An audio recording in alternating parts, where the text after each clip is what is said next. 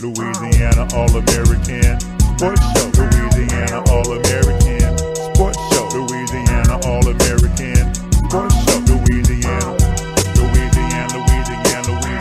All-American Sports Show. Louisiana All-American Sports Show. Louisiana All-American Sports Show. Louisiana. If the sports you want to talk about, then listen to the hottest show that's coming out the South. It's Eric Hatfield and Coach Perry Daniels, man. They're gonna sit you down and tell you all about the game and make it plain. 96.9 FM, that's the station. To hear the best sports talk show in the nation. Without hesitation, you should get with this and get your popcorn ready. Boy, you better not miss Louisiana All-American Sports Show. Louisiana All-American Sports Show. Louisiana All-American Sports Show. Louisiana. It's Joker P. Check us out. Ooh, I'm just so fresh, so clean. Good morning, Baton Rouge, and welcome to another edition, the 37th edition of the year 2016 of the Louisiana All-American Sports Show. Good morning, this is Eric Hatfield. And I'm Gerard Piper, a.k.a. Joker P. And I'm Coach Perry Daniels. And we are ready for yet another edition of the Louisiana All-American Sports Show.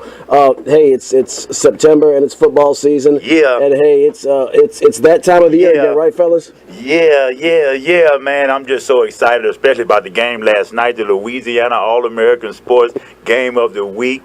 It was the battle. It was the rivalry continued. McKinley versus Capital. And I'm so proud of my team. You know what I mean? Yeah, I wish I had a sound effect. Oh, I got a good sound effect for last night. If you are a McKinley alum, or you are a McKinley supporter, or you just want to see the Big Blue, you just like some good football, I think there's a very fitting soundbite for last night. And and you know, Lil Jon? Yep. Yeah! And there's a reason. First of all, if you like McKinley, they won, so there's a reason to scream.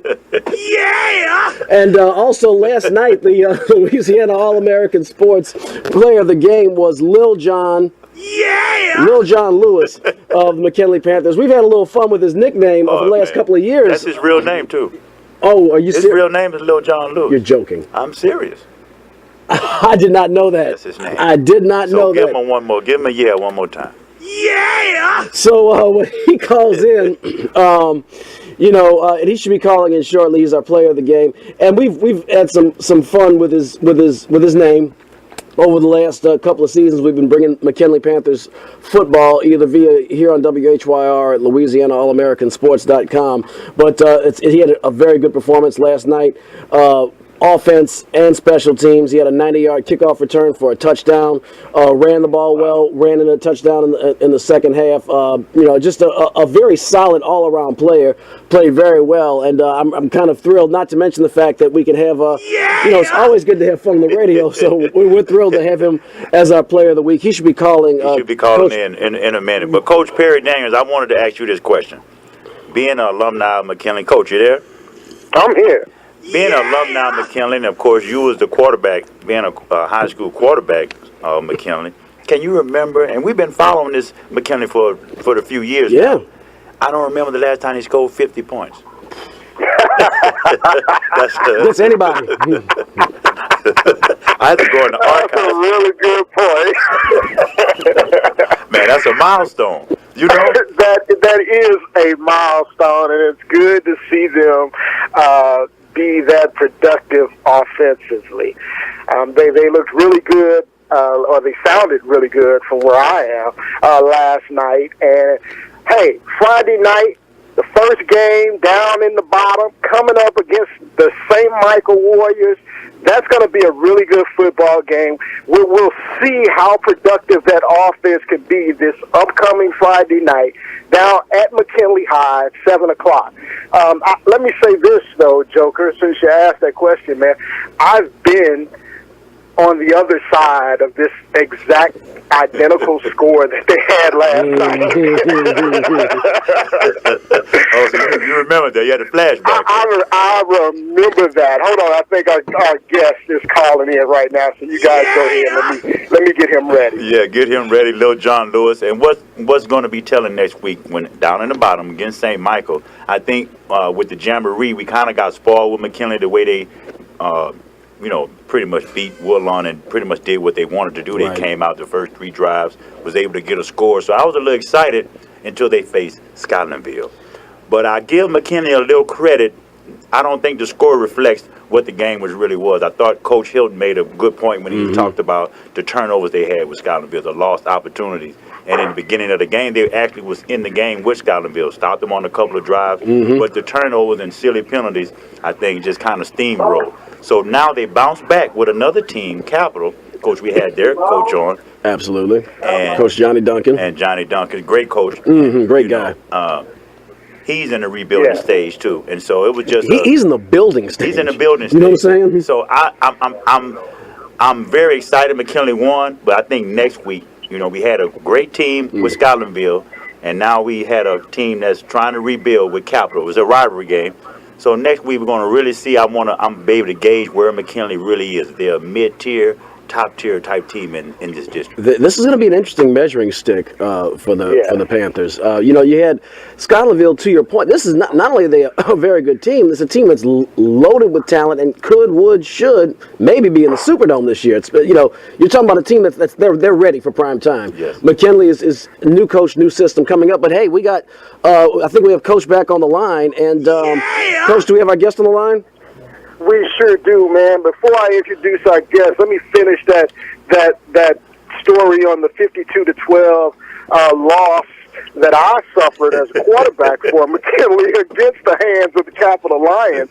We played against future, at that time, he was future Seattle Seahawk Rufus Porter. I remember him. It was also on that team was future all SWAC player Chris Scott, and to top it off on that particular team, they had a gentleman that ended up going to FAMU, being a running back by the name of Daryl Garner. And that's not to mention Tyrone Simpson, who was the quarterback. So they were just loaded that year. And so I feel for Coach Duncan. I've been there, Coach. I understand where you are tonight, where you are today, the day after a big loss like that in a rivalry game against your arch rival, the McKinley Panthers. So the man who helped put a lot of those points on that board last night, we have on the phone with us. His name is Little John Lewis. Welcome to the Louisiana All-American Sports Show, young man. Fantastic job last night. I am a proud Panther this morning, and you are a big part of that. You man. So tell us about the game last night and playing in that rivalry. The game, we went in. We were slow at the beginning, but we picked it up later on in the second half. And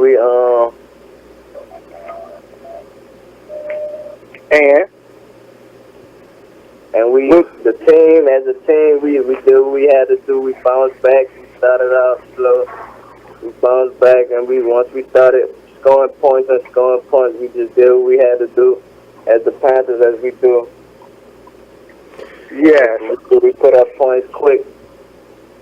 Absolutely. We were just speaking about that, Little John. We were just saying that we can't remember the last time that a McKinley High football team has put up 52 points on the board against anyone. And it could be something that we're missing there. If so, please let us know if there's something in your career where the McKinley football team has put up that many points.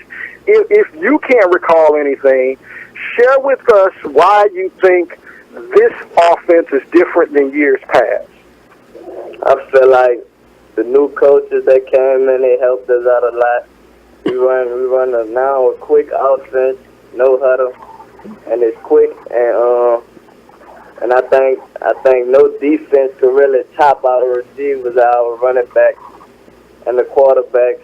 As a team, as a whole, we handle business, and every week we should do the same thing. Lil John, this is Eric Hatfield. Again, congratulations on a fantastic performance last night.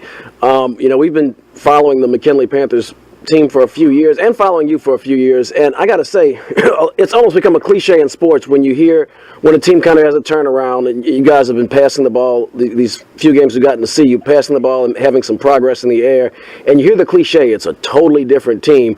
But in this case, this really looks like a totally different football team, particularly with the passing attack and with the precision and at the quarterback position. What was it? Tell me what it was like going through those changes, because the last couple of years, I used to joke on 3rd and 19, hey, their third and long play was to run a sweep. So, it's a very different team this year. Talk about adjusting to the new offense and the new way of playing over the summer and over practicing with Coach Hilton, because it's a big change in a short period of time. By Coach Hilton coming in, I thought we was gonna start off a little slow because there was a new coach, and I've been at McKinley all my 4 years with Coach Dignator for 3 of them. So by Coach Hilton coming in, I ain't really know him, but we all came in as a team together as the senior class to come in together and see how the coach was gonna play out, and he did what he had to do. They came in and did what they had to do. Now we run a quick offense, and I think we like the new offense we run, and I think it's gonna work out throughout the year. Well, you're definitely this is Gerard Piper, a.k.a. Joker P, Lil John. I'm also alumnus of McKinley High School, man, and I've been watching you for a couple of years. You're definitely pretty much the playmaker for the McKinley High Panthers. With this new offense that you guys have where no huddle, did Coach Hilton give you more, plays and give you more access to the ball? Yes, sir, he does.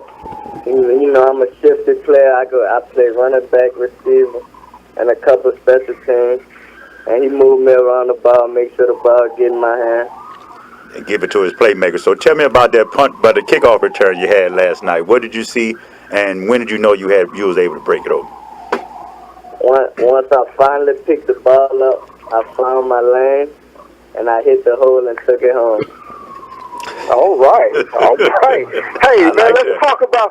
Tell me this, Lil John. Have you all had film preparation for next week's game already? Yes, sir.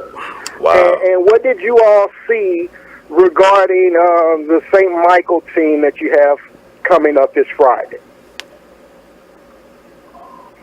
Mostly the same thing. It's just another week. We're going to go out there, handle business how we do, put up points as a quick offense, and do what we got to do as a team.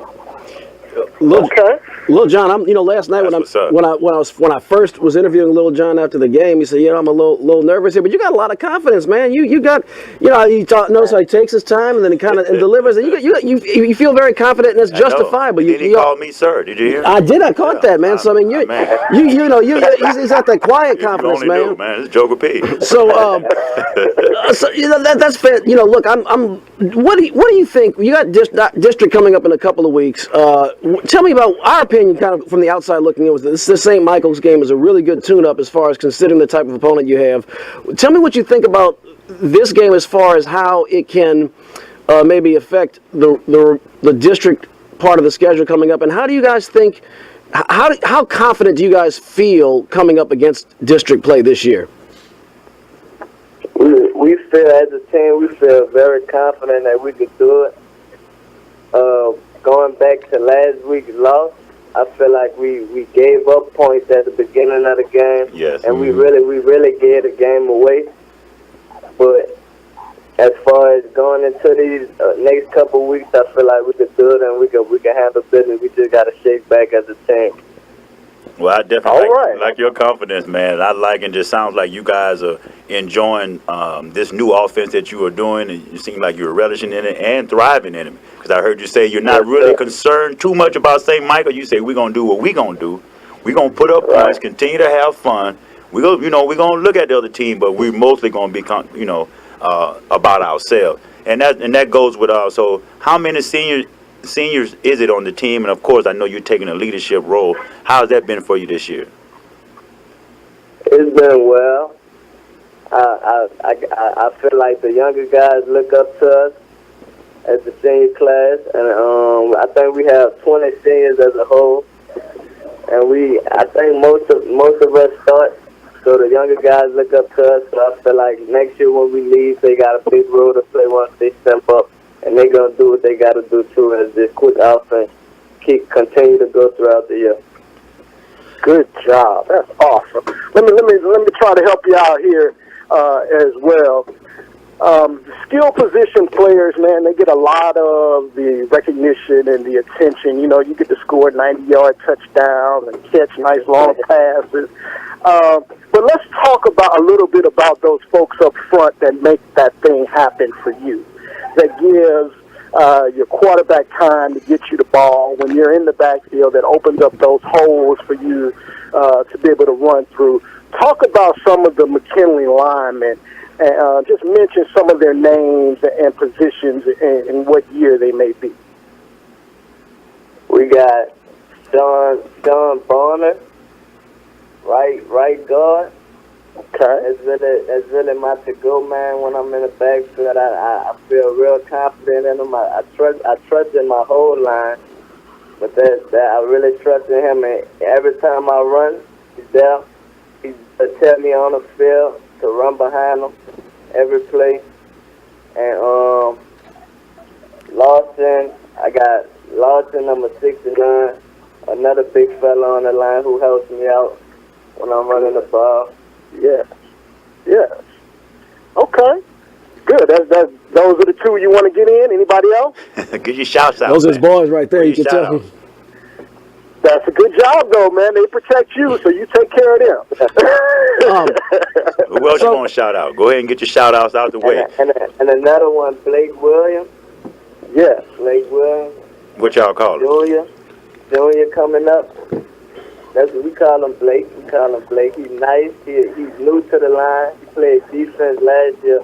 He played a big role in last night's game, and I feel like he's gonna step up and do what he has to do. Blake Williams. That's awesome. That's what's up. Hey, guys, that brings up a good point, too, man. We as the broadcast professionals, man, we can't overlook when we're considering player of the games. We can't overlook those big guys up front making it happen. Offensive line, you're right, man. But Lil John, he got the name. You know what I mean? We got the sound bite. Play the sound bite for him. The 90-yard kickoff return. Come on, man. So Lil John, and that takes us to the I don't know, elephant in the room, low hanging fruit. Pick a metaphor. But I told my wife last night, and she listens to our games. I said, guess what? Lil John Lewis is our player of the game. She's like, oh, yeah, you guys are gonna have some fun with that. I know that with a name like Lil John Lewis, your teammates are probably, there's got to be a Lil John reference, probably a couple of times a week. Now, Joe Cappi told me something at the top of the broadcast. He said your real name is Lil John. Is that accurate? Is that true? Yes, sir. LILJOHN, Lil John. I told you his real name. So tell me about how it is with the guys with the name Lil John. And how did you get that name? Let's get it. Is it really from Lil John, or is it you Big John or something? No, sir. Yeah, my real dad, he's dead right now, but that was his name, and I got it from him. He was Big John, and you Lil John. Yeah. Yes, sir. So hold on, because names are so important, Lil John, and we take some privileges of associating your name with the internationally known artist, Lil John. Are you okay with that, or would you prefer that we not do that? I don't really have a problem with it. Okay, great. I just want to make sure that we have this opportunity to ask you. Yes. Yes, sir. Okay, so look, man, I want to ask you about. Is there any interest in schools? But before you answer that, I just need to let you know that we're going to have to move forward after this question so that we can continue our show. But is there any interest from universities that you've received? Have you heard from any of the universities regarding playing football? I haven't got any scholarships yet. Hopefully they're coming in soon. But but I don't really have a big head on any school. Any school that wants me, I go there and handle business, just as I'm doing right now. In my Absolutely. Who would you like to hear from, Lil Jon? Because to me, I think you would make a great threat and from that kick return, punt return position. What schools would you like to hear from? The schools I'd like to hear from, really, Texas A&M, West Virginia, Oklahoma State, any of those schools. Okay, and I've got to ask this as a follow-up question, and we'll break after this. Why West Virginia? How does a South Baton Rouge have West Virginia on his list? Because one of my role models is Tavon Nelson. That's who I really right. Wow. That's where I really get my speed from. I look up to him a lot. Wow. And that's the reason I really picked West Virginia, and I know they're speed schools. And I feel like they could use my that's awesome. Do you play any other sports? Do you run track or any other thing? Or you just sir. I run track. Yeah. Well, great. Well, hey, man, we want to thank you again, Lil Jon, for joining us on Louisiana All-American Sports. Let folks know, let your friends and relatives across the country know that they can listen to you next Friday night on WHYR.org. If they're in Baton Rouge, they can listen at 96.9 FM, and we will broadcast the McKinley-St. Michael game and all of the rest of the McKinley games for the rest of the year. Good luck to you, man, and thank you for allowing me to be a proud Panther this morning. All right, thank you. Me too, my brother. All right. Thank you, Lil Jon. That was McKinley Panthers running back, kick returner, utility man, and all around just a fantastic athlete. Player of the game last night, Lil Jon Lewis. It's really interesting, finally getting to chat with him and put kind of a face to the name and a personality, because you see kids on the field and you might have an idea of what their persona is, and then you finally get to meet them in person and really get to put the real personality behind the name and behind the face. So that was really fun getting to chat with Lil Jon, and I'm sure we'll see a lot more of him as we cover these games. Absolutely, between now and I hope that don't mess with him, man, because it's almost like a layup. He cracked. I told him, I said before I started interviewing him, I said, we've been broadcasting your games and we have a little fun with your name. He's like, he kind of that smile, like, I know. I don't know. It may, I kind of felt something in his voice that maybe he's probably been hearing that so much in school and growing up till he probably don't have a problem with it, but I'm sure like, it's not. You know what I mean? Yeah, what? Okay, gotcha. I got you good. But it's just so fun, Jon Lewis. Fun kid to watch. Hey, and he's really come out. He's really come into his own this season. Hey guys, I've got to run. I know you've got a very special guest coming on next. So I've got to free up the line for him. And you'll probably go to break after this. In fact, let's go to break after this. Let me just say, since I won't be on for the rest of the show, man, I am picking for my 2 Super Bowl teams. I'm picking the Pittsburgh Steelers. Okay. And I'm picking the team that plays in St. Louis to represent the NFC. Huh? Oh, here we go. Well, Perry, you know what? Boom. Where's the dial tone? I gotta go, guys. All right, man. What's up, man? See you. That was an homage. If you've been a regular listener to the show for a long time, that's an homage to a bit we had about the St. Louis Cardinals, and it was equally fitting. But I like that. I like that. God, Perry, what a character. Yeah, what a character, man. Well, while we went on the interview, we'll go to the musical break here. It's a song Perry picked out, and it's an old school group, Gangstar, which is the guru. And this is the song. It kind of applies to what's going on out today. I want you guys to check this song out. It's called Gangstar, Mass Appeal. Oh, yeah. You remember that? Oh, yeah. DJ Premier.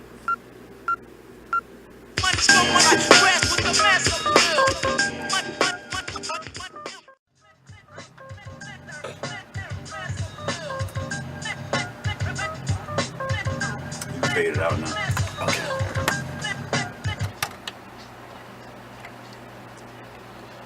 Oh yeah, man. That's going back to the old school right there. Well, that reminds my college Guru. days. Yes, You know indeed. Guru was passed on, right? I did not know that. Yeah, the Guru. It's been a few years now. He's been dead. So R.I.P. to the Guru, Wow. DJ Premier. That's a gang star. Mass appeal. I did not know that.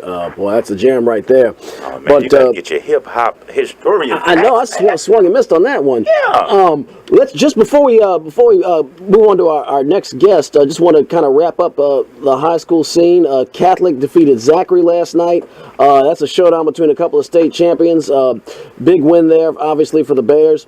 Denham Springs destroyed Tara 47-0. Yeah. You know, in spite of getting flooded, and Denham Springs got flooded very badly.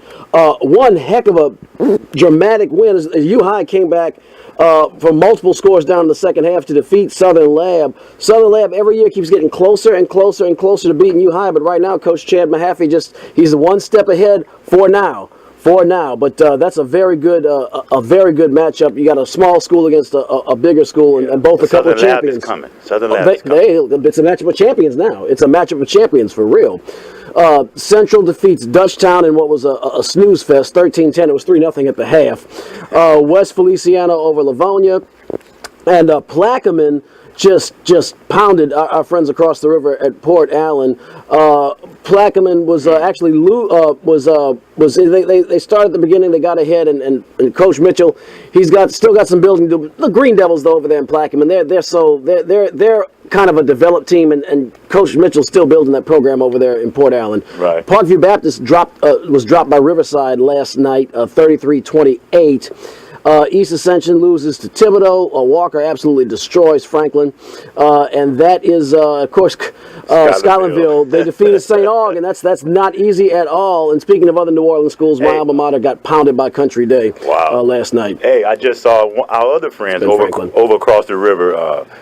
Bruley won last night. Jason Holiday had 130 yards, ran for 130 yards and 4 touchdowns. Wow, I'm seeing that. 46-15. Wow. That's a big win. Oh, that's huge. And I'll tell you, Coach Brown is just okay. It was a Thursday night game. That's why we didn't see the score streaming. But Coach Brown is turned that program into someone with which to contend in District 6-3A very, very quickly. Speaking of districts we cover, we of course got to bring you one more District 5-5A score. Santa Ma defeats Higgins. We're going to see Santa Ma at some point this year against McKinley. But look, on the line we have NFL.com contributing writer, Mr. Theddy Aime, joining us. Perry, of course, had to drop off, but he hooked us. Gave us the pleasure of hooking up with Mr. Aime. Teddy, thank you for joining us. Thank you for calling in and joining us this morning. We really appreciate it. How are you doing today? How you doing, buddy?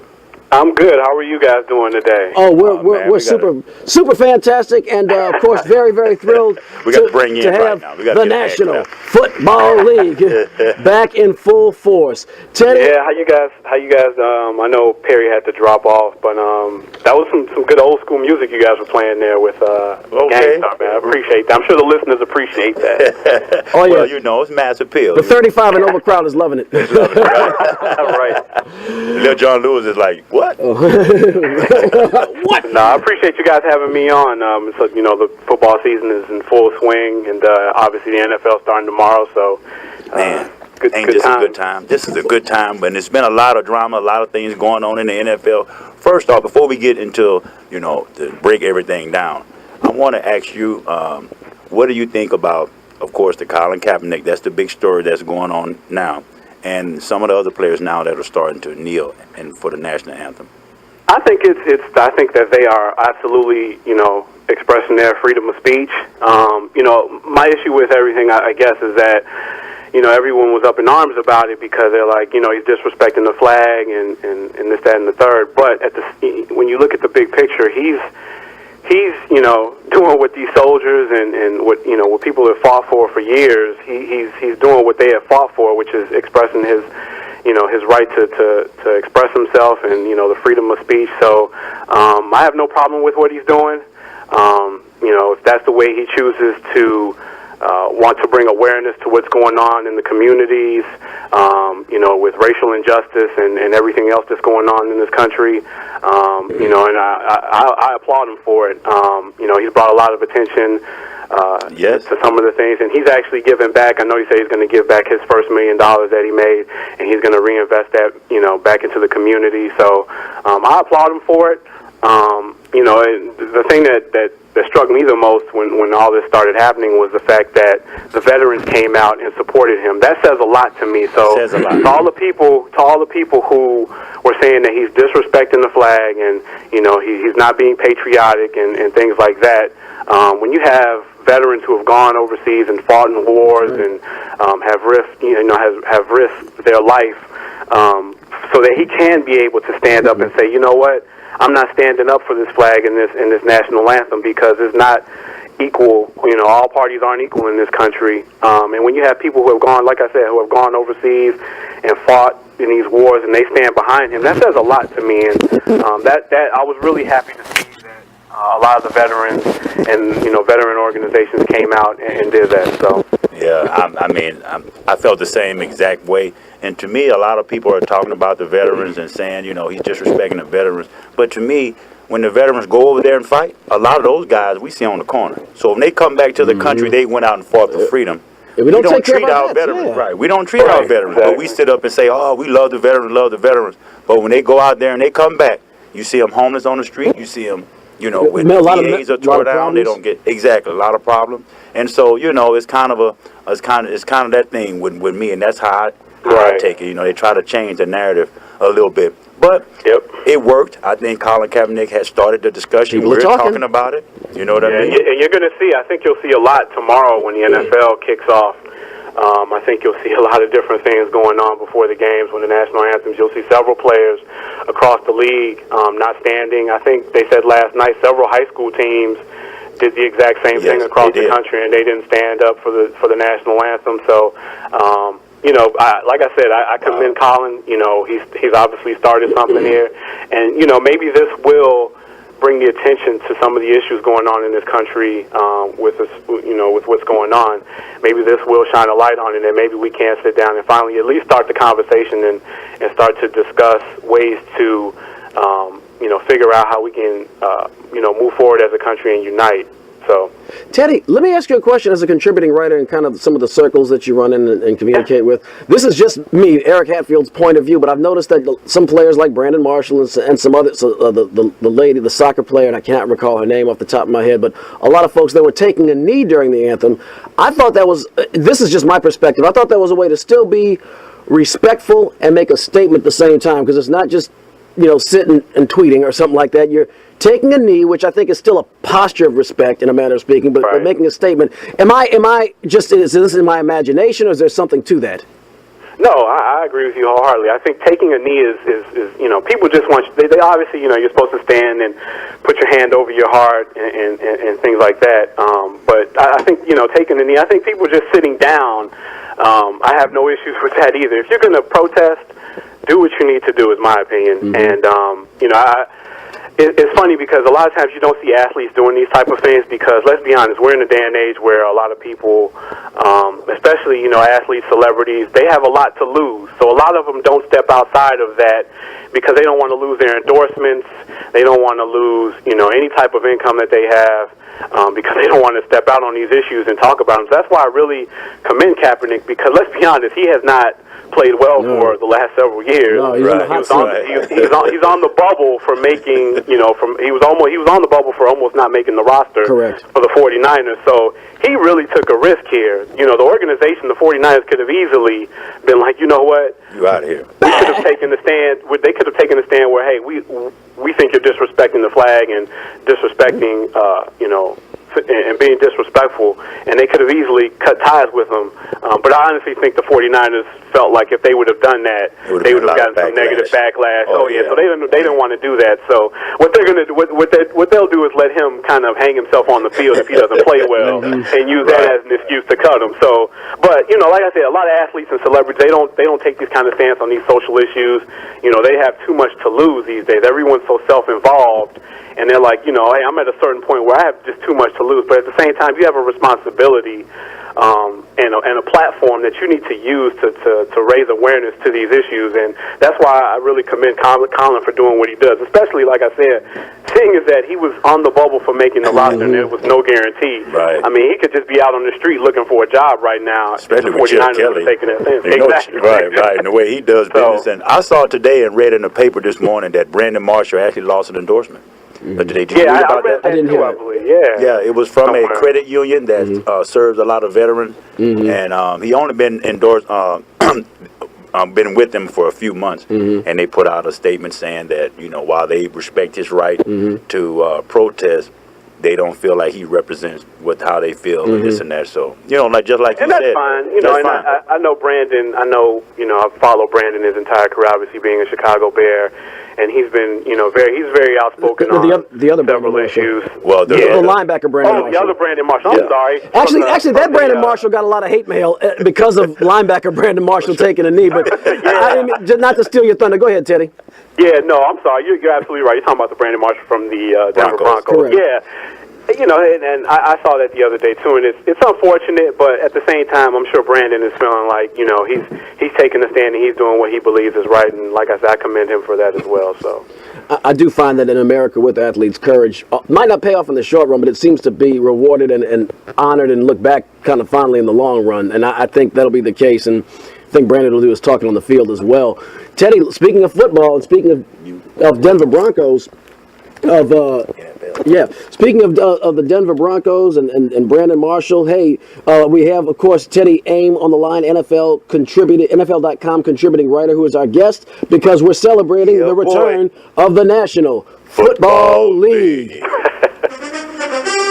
Yeah, boy, I'm happy, man. All right, now what's up. Feel it coursing through my veins right now.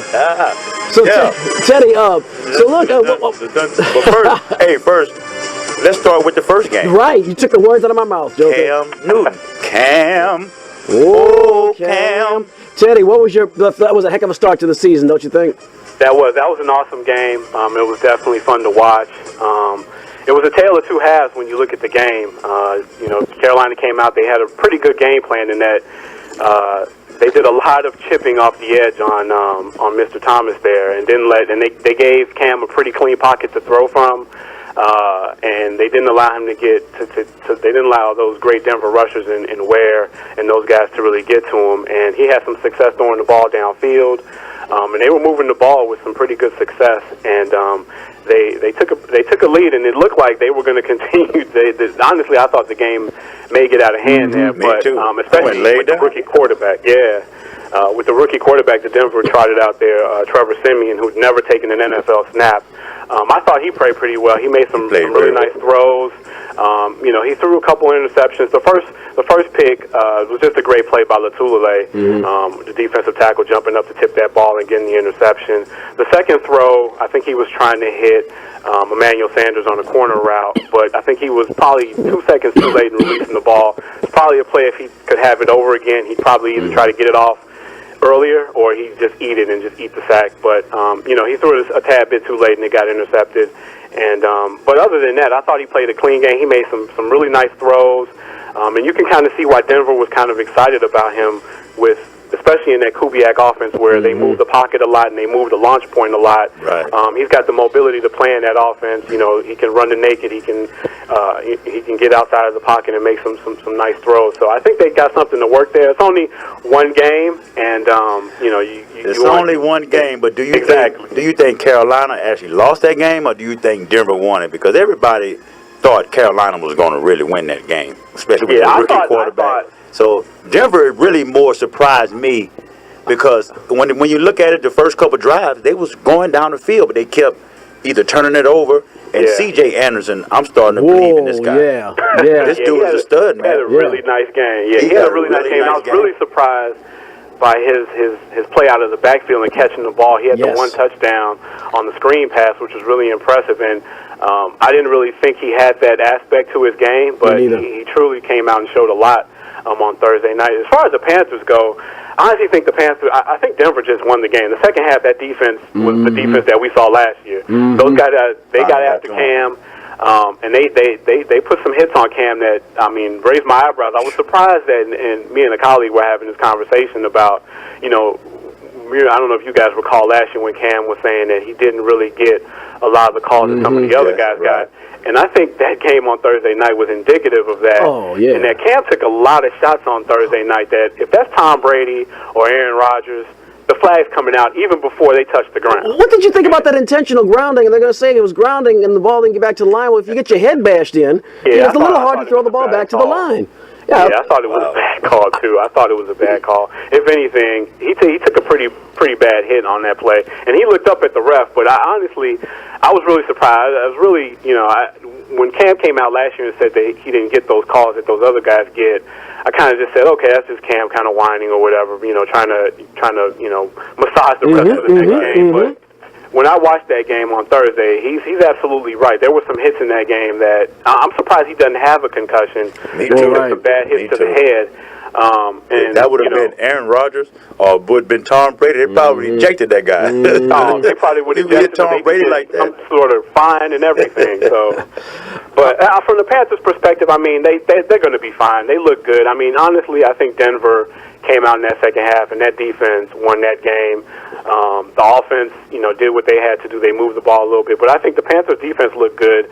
The one area that is a concern, and you guys know this, playing in that division, I was talking to a colleague about this as well, is that secondary. That secondary is looking vulnerable. I think they underestimated the value of Josh Norman in that, you know, everyone dinged Josh and said, oh, he's not as good as everyone thinks he is because he just plays zone, but he plays in the system. And I was telling Perry this, and I said, it's like anything. People always say, oh, it's the system, it's the system. But if I take you and I put you in the system and you excel at it, you're good. You have the talent and the skill set to fit that system.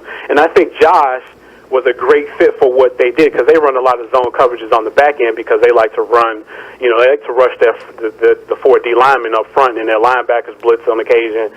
And they leave their guys on an island somewhat, and they play a lot of zone back there as well. And I think Josh was key to that. And I think they're going to be exposed with the quarterbacks in that division, with Drew Brees back there. I think you're going to see Jameis Winston take a step up this year. He's got great weapons on the outside.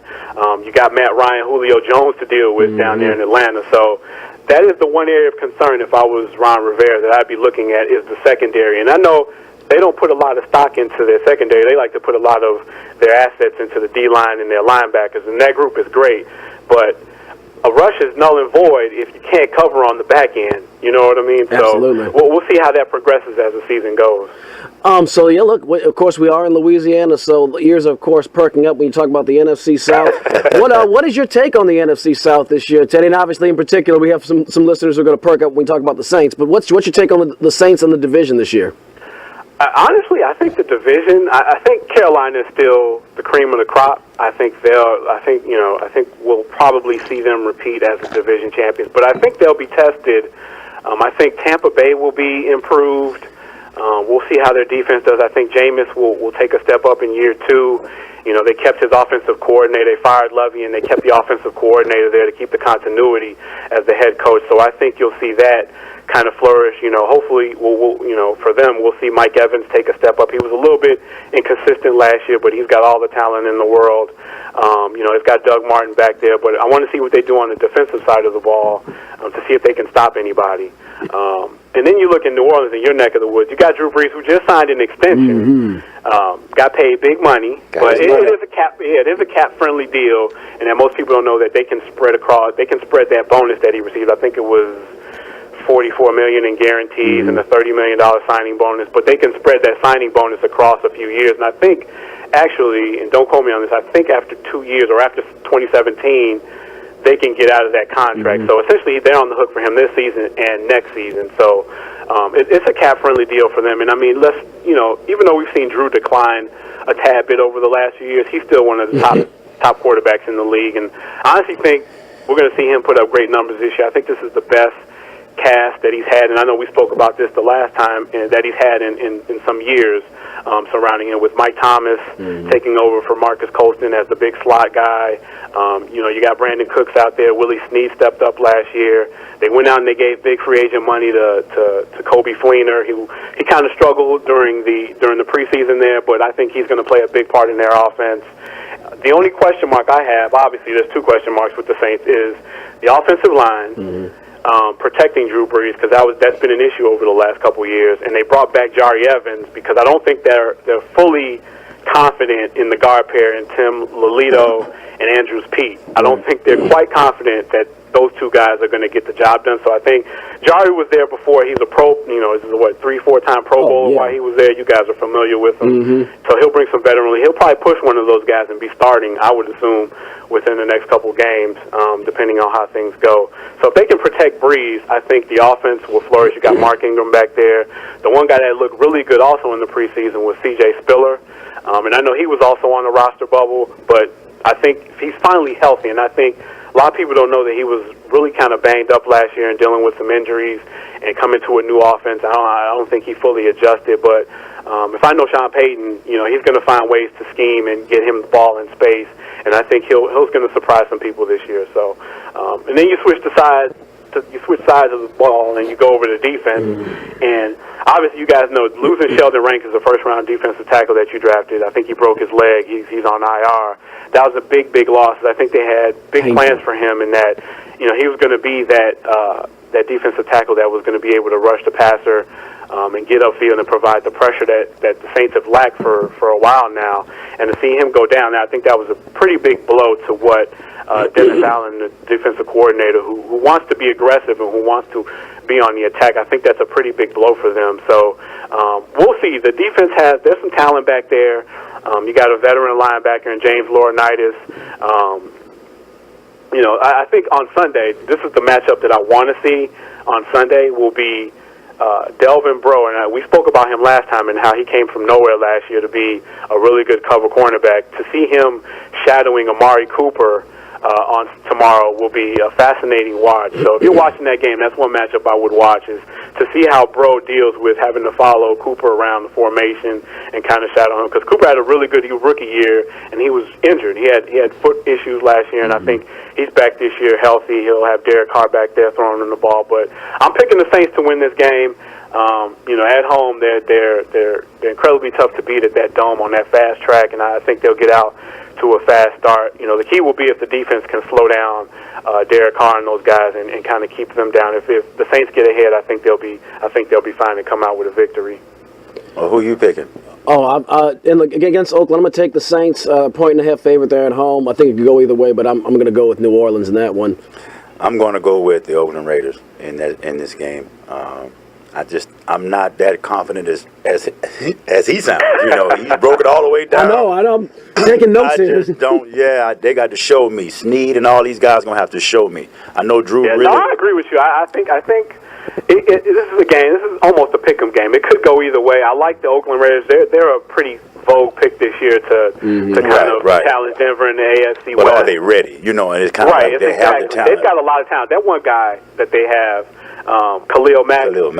Oh my God. Yeah.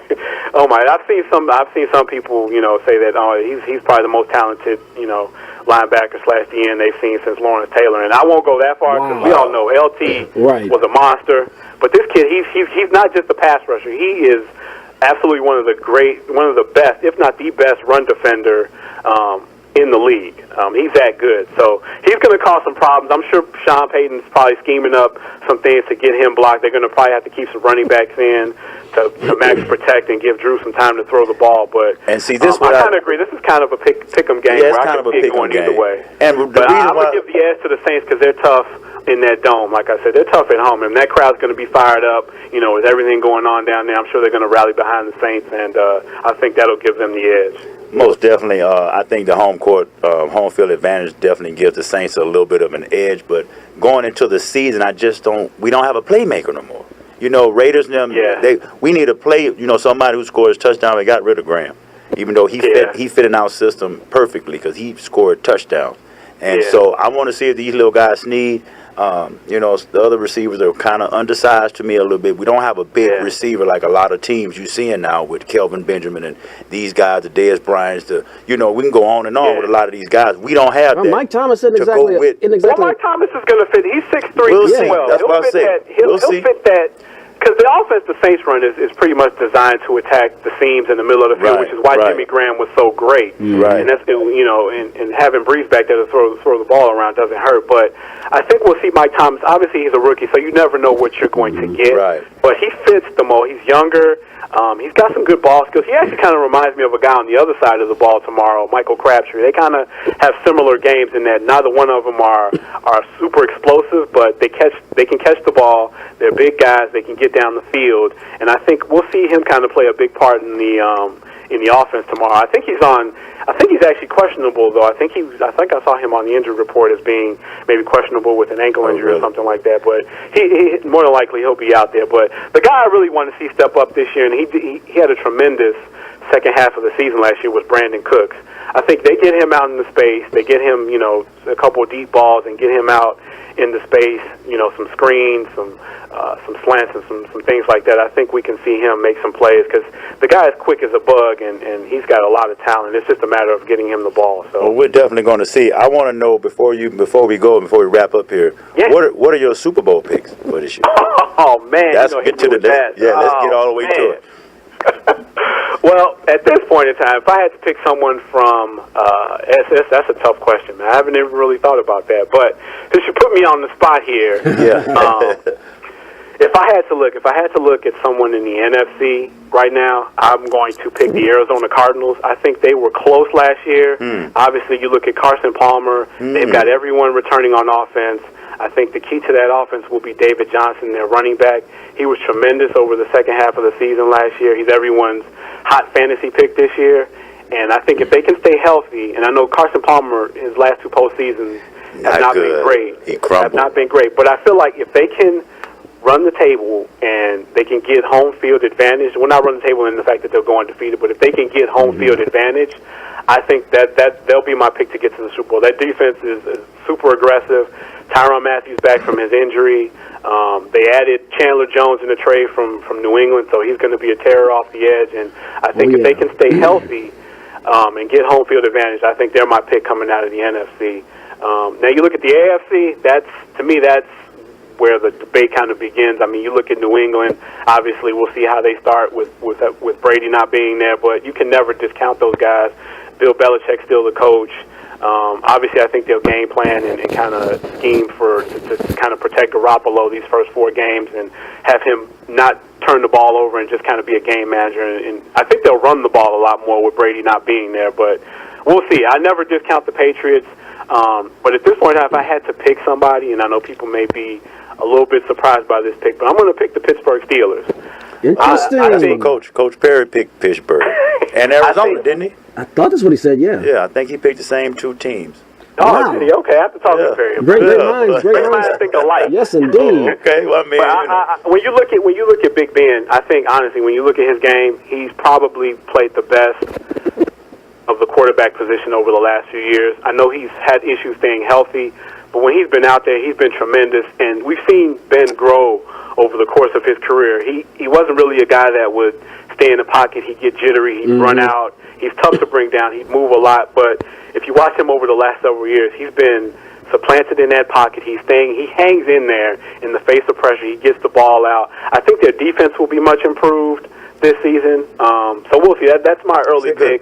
Good pick. So Arizona, Pittsburgh will be my early pick. Now, talk to me in 2-3 weeks. I'll probably take Right. Hey, this thing is recorded. We're definitely going to bring it back up. And speaking of that, we do have I Told You So? We sure do. You sure do. So Teddy, look, at this point we're running out of time here. Hey, thank you so much. You have been a fantastic guest on the show, and definitely perked my ears up. And I'm a sports junkie, so if you're perking me up, I know the audience out there is listening. Thank you so much for joining us, Teddy. No problem. I appreciate it, Eric and Gerard. You guys have a great weekend. Thank you again. Thank you so much. Have a great time. Appreciate you.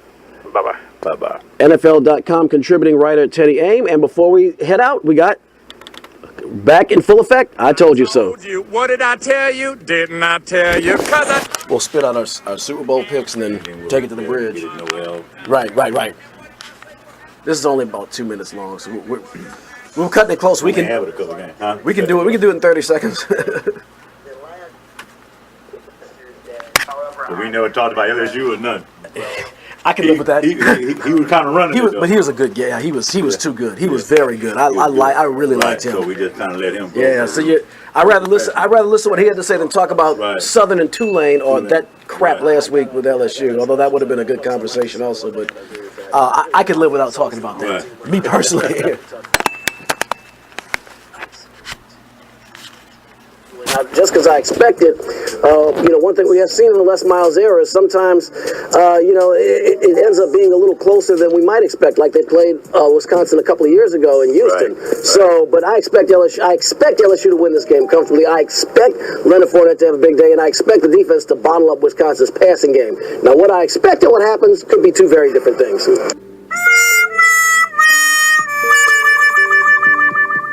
So I think it's going to be a battle in the trenches, but I expect LSU and Leonard Fournette to have a big game. So I'm picking LSU. They're 0-4 against LSU. I don't see that changing this year. It might change one day, but this year won't be the day. So I'm going to go with the Tigers here as well. Noodle Arm, who I think gave them an advantage in the Super Bowl as far as running the offense. They have an inexperienced quarterback. I like the Panthers in this game. I like the Panthers in this game. It's a rematch, revenge game. Cam wants to come out and show these guys what he should have done in the Super Bowl. But I'm looking to see the matchup between Von Miller and Cam Newton. That's going to be a very interesting matchup between that defense. See if Cam has figured out that very good defense that Broncos have. So I'm going with Cam. Carolina, not even close. No. Well, we 1, 2, 3 strikes out. All of us was out of there last week. So who we got in 1 minute? Noel Jackson with Music Satisfaction. Right here on 96.9 FM, WHYR Baton Rouge Community Radio. Super Bowl picks on the way out. I've got the Green Bay Packers and the New England Patriots. I got the Seattle Seahawks and the Cincinnati Bengals. Wow, I'll tell you what, though, man. I'll say as much. Teddy and Coach did perk my ears up about Arizona. They definitely got me thinking a little differently, but we'll see. We'll see. We got this on tape. on tape, man. On audio, so we will bring it back up. Absolutely. So, are we out of time? Yeah, I think we are, folks. So, once again, we're out of time. Hey, I just want to give shouts out to my mom, Gwen, my daughter, Kayshara. I want to give a shout out to my new friend Danny, who's been listening in today. What's up, my boy? ADTJNS, Perry loves you, and my wife and kids, I love you. Have a good afternoon. See you. Hail to the king and lots of love. May he protect us from the evil. Hail to the king, lots of love.